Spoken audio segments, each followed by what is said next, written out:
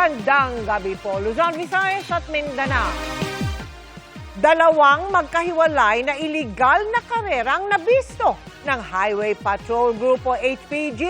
Sa Agusan del Sur, puro SUV ang tinatayaan ng mga pumupusta. Sa Bulacan naman, meron pang exhibition ala Superman at may nadisgrasya sa pulasan para po makatakas. Narito ang aking eksklusibong pagtutok. Wala nang suot na mga helmet. Buwis-buhay pa ang postura ng mga rider na ito. Aba, ala Superman.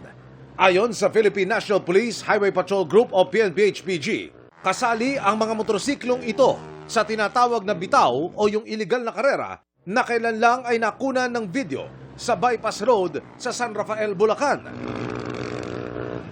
Tinatao ang illegal na karerang ito na ayon sa HPG ay ginagawa sa mga lugar na hindi masyadong dinaraanan.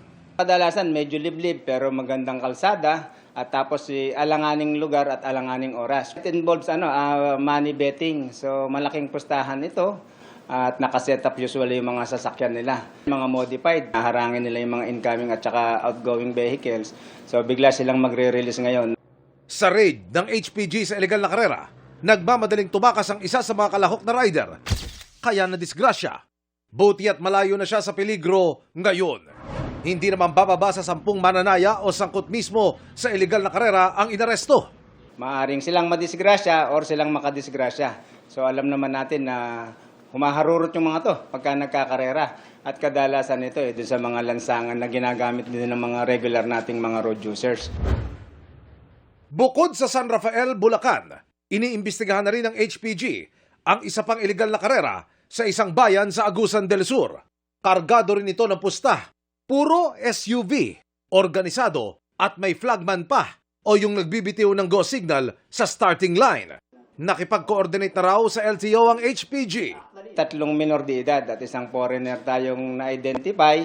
So pina-request na natin ito sa LTO Region 13 para sa show cause order. Babala ng pulisya, lalo na sa mga masasangkot na minor de edad. Maaring masuspende ang kanilang lisensya.